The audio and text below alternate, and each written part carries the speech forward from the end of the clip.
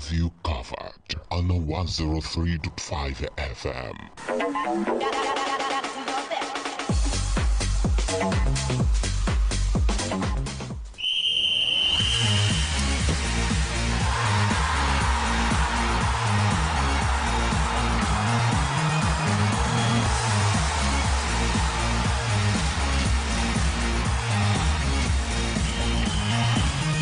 Okay, beautiful Thursday morning. Time to check out top stories making headlines in the world of sport.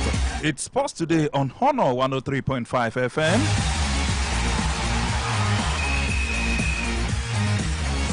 And of course, the sport program is Sports Today. My name is Eniola Afolabi, the Sports Marshal, your anchor on the program this beautiful Thursday morning. Before we hit you with stories making headlines in the world of sport, let me tell you that for the last two callers on the last program, Entertainment Gist on Honor 103.5 FM, you can get to call this number to redeem your prize. Remember, you drop your last 4 digits. You can actually message or call this number so that we can reconcile your number and, of course, give you the gift you want. The number is 0902 033 9652. Let me take it again. 0902 033 9652. That's the number. Call it and redeem your prize. Courtesy Entertainment Gist on Honor 103.5 FM. Okay, let's get to talk sports this morning. And we start from volleyball, where the head coach of the Nigerian Under-21 women's volleyball team, Rekia Mohammed, says our team will hit Ghana like a Nigerian delicacy, jollof, when both teams square up against each other at the ongoing 2023 Africa Under-21 Nations Volleyball Championship Zone 3 in Niamey, Niger Republic. Nigeria faces Ghana at the Palace du 29 Juliet Recreation Center today by 3 p.m. Mohammed explained that our team is mentally and physically prepared for the game against Ghana. The former national under-18 assistant coach expressed confidence in the ability of our players to interpret instructions on the court of play. Okay, let's just hope this is not going to be making mouth before the actual competition actually begins. Okay, from there, let's move straight to athletics. We had the National Athletics Trials in Benin City. Edo State has produced new champions in both men and women's 100 meters yesterday.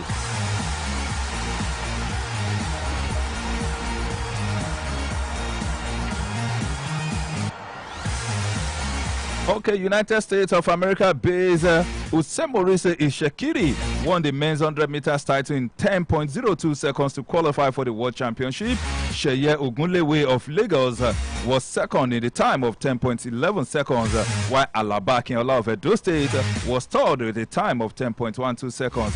After the keenly contested race, Ishekiri says, okay, let me quote him this morning. I prepared myself for this race and I'm so happy I won. Former African champions Sheun Ogunkoya and officials of Athletics Federation of Nigeria, AFN, celebrated Ishekiri's feat on Wednesday in Benin City World Championship. Okay, let me talk about Blessing Ogundiran, who claimed the women's title in the time of 11.50 seconds ahead of Faith Okose of Delta State, who returned a time of 11.51 seconds. World Championship silver medalist Ese Brume was third in the 100 meters final in the time of 11.52 seconds. World record holder in the women's 100 meters hurdles, Toby Amuson, easily took the title in a time of 12.70 seconds. It's a fourth national title in that field. Okay, as the World Athletics Championship trials enter day 2, in Benin City, the president of the Athletics Federation of Nigeria, AFN, Chief Tomboko Kowa, has commended Edo State government for hosting the 2023 World Athletics Championship trial in Benin. The Athletics Federation of Nigeria began the World Athletics Championship Budapest 2023 trials in Benin on Tuesday, July 5th. with over 450 athletes, including world champions Tobi Amuson, Ese Brume, and others in Benin, to literally burn the tartan tracks at the Samuel Ogbemudia Stadium. Okay, from athletics, let's move straight to talk basketball this morning, because the Nigerian senior men's basketball team, the Tigers, are poised to slam and dunk with Mali and Angola in the group phase at the forthcoming FIBA African Championship. Following the disappointment faced by the Nigerian senior men's basketball team in the just concluded Zone 3 FIBA African qualifier in Abidjan, Cote d'Ivoire, the Tigers were handed a lifeline at a redemption, claiming one of the two white cards to feature in the second edition of the competition billed for Angola. The home-based team will face their Malian counterpart in their first group match next Sunday, July 9, before battling Angola the next day, 2 p.m. time each time, hoping to secure a spot in the knockout series. This will be the second edition of the tournament, following the first edition held in Bamako, Mali 4 years ago, when the Democratic Republic of Congo national basketball team finished as inaugural champions in 2019. Okay, let me take a look at Group A on Game 1. That's July 8, 2 p.m. Nigerian time. Kenya will take on Cote d'Ivoire. Angola will also take on Mali in Group B same day. In Group D, Democratic Republic of Congo, the defending champions, will be up against Cameroon, while in Group C, Morocco will take on Rwanda. Game Day 2, July 9 at 2 p.m. It's Cote d'Ivoire up against Gabon, Nigeria versus Mali, Rwanda versus Tunisia, Cameroon up against Mozambique. And game day 3, that's July 10 at 2 p.m. Nigerian time, Gabon will take on Kenya, Nigeria up against Angola, Tunisia up against Morocco, and in Group D, it's Mozambique up against Democratic Republic of Congo. Okay, from there, let's move straight to boxing this morning. Remember, it's Sports Today. Family of late flamboyant boxer and ex-Olympian Jeremiah Okorodudu, the one called Jerry Boy, has announced that he will be buried on August 12 in his hometown, Agba Oto, Ugeli North local government area of Delta State. The late Okorodudu, 64, one-time Commonwealth bronze medalist, died on June 28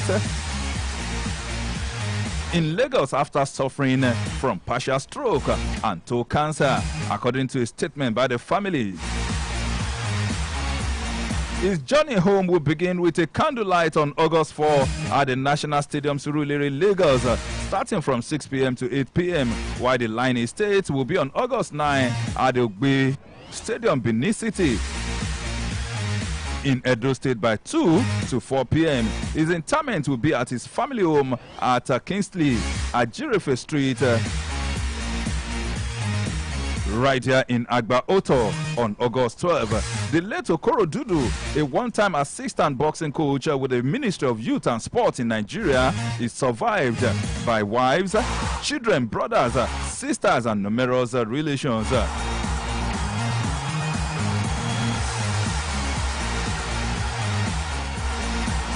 May his soul continue to rest in perfect peace. Okay, from there, let's move straight to football this morning. But before we talk football, let's take a look at what's happening at the Hong England club. Talking about the Wimbledon tennis tournament, we are top seed title with victory on center court against Spain's Sara Sombitono. Swatek 22 took a comprehensive 6-2-6 love victory to move into the third round. Looked in superb form this week.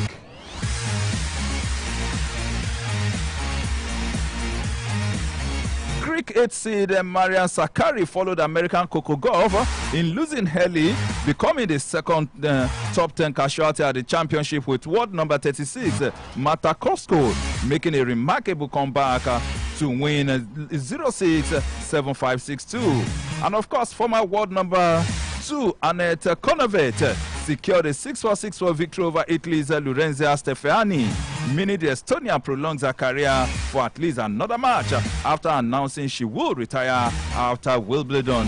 Petra Kvitova's match against Jasmine Paolini was a late addition to the center court schedule, and the two-time Wimbledon champion Beatrice Haddad Meyer came from behind to beat Kazakhstan's Yulia Putizeva 3-6, 6-love, 6-4. While Wimbledon semi-finalist Jelena Ostapenko, who won the Birmingham Classic in June, swept past Belgian Greek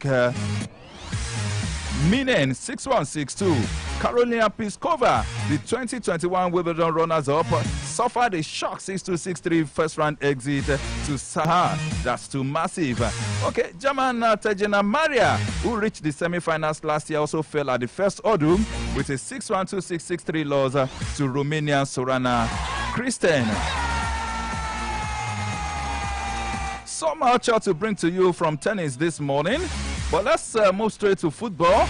And let me confirm to you that the Executive Committee of the Confederation of African Football, CAF, has concluded plans to meet on Friday in Rabat, Morocco, to have a crucial talk on the bidding countries for the 2025 and 2027 African Cup of Nations. The Executive Committee meeting will be chaired by the President, which will deliberate on several matters, including the ongoing bidding process of the CAF African Cup of Nations 2025 and CAF African Cup of Nations 2027.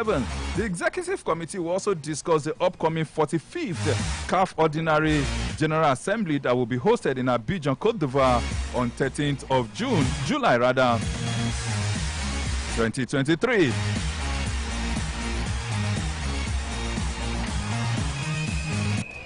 Okay, moving on, still on the continent of Africa. African Soccer Ruling Body has released the draws for the 2023 CAF Women's Champions League qualifiers.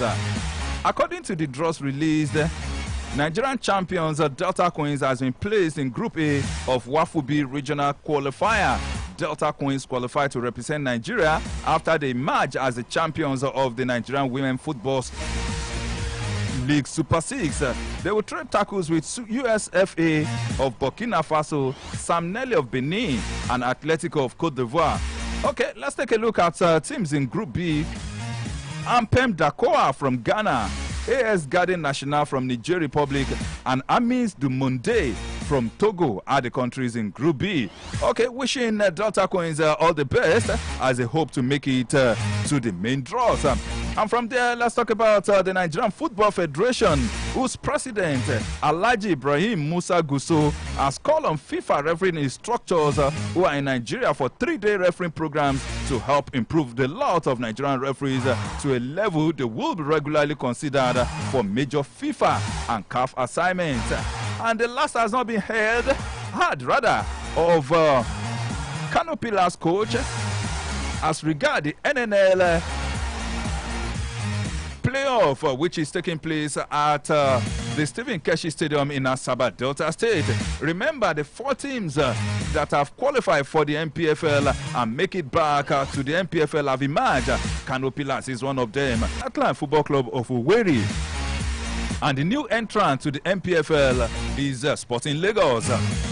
But Kano Pillars head coach Evans Ogenyi has labeled the just concluded Nigerian National League Super 8 playoff in Asaba as being manipulated by the match officials. This is contained in the post-match interview he granted while the coach was reacting to his team 1-0 loss to Katsina United. Let me quote him this morning. "It's not in my character to talk about officiating, but I must say the decision taken was questionable." Ogenyi replied when asked about the officiating, "I would say that if the officiating is not questionable, I recommend that I be sent to prison." Talking about someone's taking out his neck on a bad officiating in Nigeria. Okay, let's leave the NNL and move straight to South America this morning. A very point of call in South America is the Samba Boys of Brazil. And let me confirm to you that the Rio de Janeiro government has named an anti-racism law in honor of Real Madrid forward and Brazilian superstar Vinicius Junior. Vini Junior law is called and is unanimously approved by Rio government in June and will see sporting events stopped or suspended in the event of racist conduct. Vinicius, 22, was racially abused several times last season. Okay, let me quote a statement from Brazil this morning. "Today is a very special day. and I hope my family is very proud. He said at a ceremony at the Maracana Stadium where he made his senior debut for Flamingo. I'm talking about Vinicius Jr. this morning. I'm very young and I don't expect that I will be receiving this tribute. We'll talk more on Vinicius Jr. law in Brazil on our subsequent sports programs. But let's move on this morning. Let's talk about what is happening as far as transfer is concerned this morning. Remember, a lot of transfers are taking place as we speak. It's the season of the summer transfer window and deals are being concluded. Argentina forward Angel Di Maria has joined Benfica for the second time in his career. Di Maria, 35, played for the Portuguese club between 2007 and 2010 when he first moved to Europe from Rosario in his native Argentina. He spent last season with Italian side Juventus after 7 years with French giant Paris Saint-Germain. Di Maria won the Portuguese League and Cup double in his last season with Benfica before moving to Real Madrid. He will join close friend and compatriot Nicolas Otamendi, with whom he won the World Cup in Qatar last year. And moving on this morning, Paris Saint-Germain goalkeeper Sergio Rico has been discharged from intensive care after a riding accident. The accident occurred in May when 29-year-old Rico was participating in an annual pilgrimage in Enrico region of Spain. Rico's family said he suffered a serious mishap when he was struck by a loose horse. Sergio has been discharged from ICU where he was under close surveillance. That's according to hospital statement this morning. We wish him quickest of recovery. Okay, let's move straight to England, where Tottenham also have made England forward Harry Kane, 29, an offer to remain with the club that will hugely improve his current £200,000 a week salary. And Bayern Munich manager Thomas Tuchel has met with Kane to discuss a potential move, which has angered sports chairman Daniel Levy.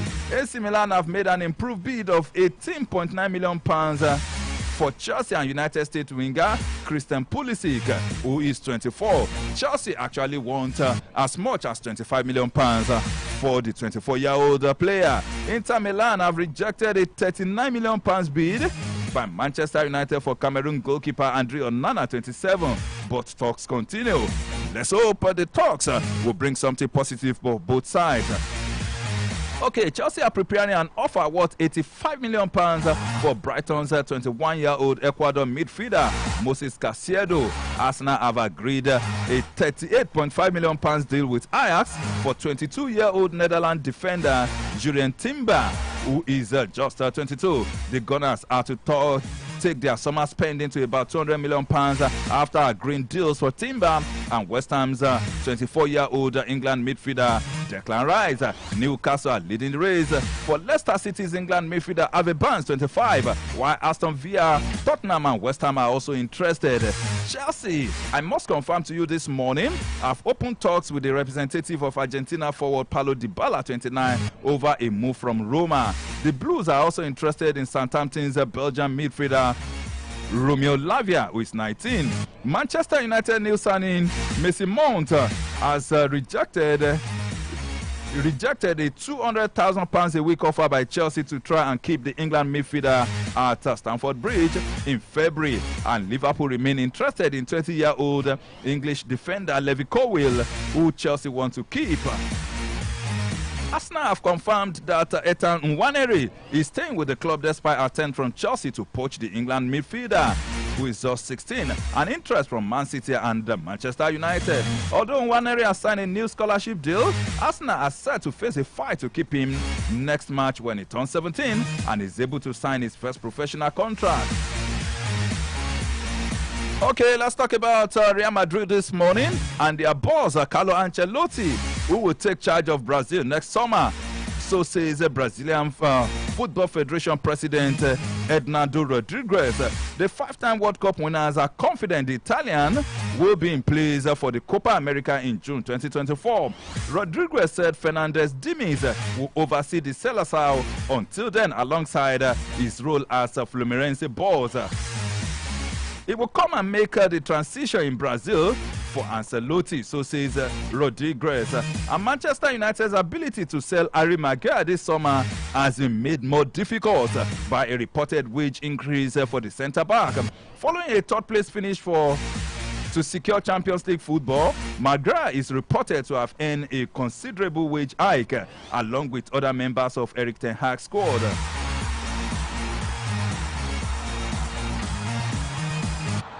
Okay, the centre-back, let me remind you, cost Manchester United £80 million when he joined from Leicester, but a steady decline in form will see a hit taken on that figure if he sold this summer.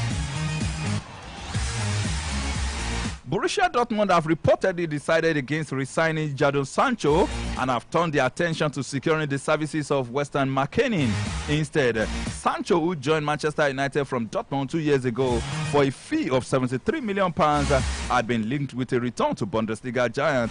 The winger has struggled for consistency during his time at Old Trafford, causing Dortmund to look elsewhere during the summer transfer window.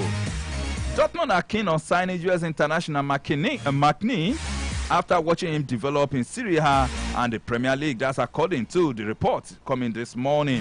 And of course, Gabriel Jesus has said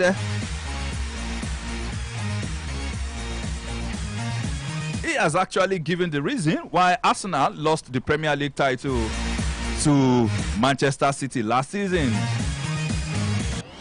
The Gunners had been favourite to lift the Premier League trophy for the first time in 19 years, having held pole position for the vast majority of the 2022-2023 season. However, a flurry of poor results in the run-in and a costly humbling by rival Man City saw them ultimately fall short in their pursuit of the English crown. But rather than lack of experience or weaker mentality in the business end of the season, Jesus himself, a veteran of multiple league wins with City, insisted that the loss of one of his teammates to injury played a crucial role. And of course, who is the player Jesus is talking about this morning? He's actually referring to 22-year-old William Saliba. Well, back injury actually ruled him out of the tail end of the campaign. And according to Jesus this morning, he said when he plays, we concede few goals. And when he doesn't, the number of goals increase. The French defender had played all but 14 minutes of Gunners' title tilt prior to the match Europa League clash with Sporting, keeping 12 clean sheets and losing just 3 times in the league after spending successive season on loan in Ligue 1. He began to grab attention with a shot displayed in the art of one of the meanest defense in the division as a showing of confidence on the ball beyond his ears. Okay, let's hope Saliba will be fully fit for next season and help Arsenal in their title pursuit. Before we go this morning, let's head straight to France, where Paris Saint-Germain actually confirmed Luis Enrique as Spaniard as their new manager. And that's not the story. The only story coming from Parc des Princes this morning. Let me also confirm to you that Mbappe has been warned. He has just 2 weeks to decide his future, as he will not be allowed to leave Paris Saint-Germain for nothing next summer. Mbappe has made it clear that he will not take up an option of a contract extension, meaning he's set to be a free agent in June 2024. But PSG chairman Nasser Al-Khelaifi has claimed the star man leaving for nothing is impossible, and Mbappe is now on the clock if he's staying or going. Okay, let me call to Khelaifi this morning. We want him to stay, but he can't leave for free. There was a verbal agreement, and he had discussed it in an interview, and I was really shocked to learn that he had decided to leave for free. It's very disappointing because Mbappe is a fantastic boy, a real gentleman, and to leave for free weakens the biggest club in France. It's not him. When I heard the news, I was shocked and disappointed.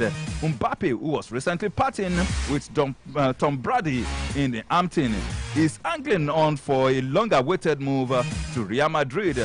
But both sides, he and the Spanish side, will naturally prefer him to walk out of PSG contract on a free.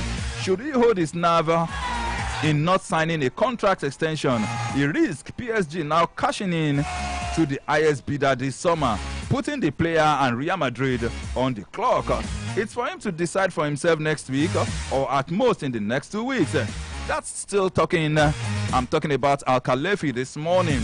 And if he does not want to sign a new contract, the door is actually open. It's like that for him and anyone else. Nobody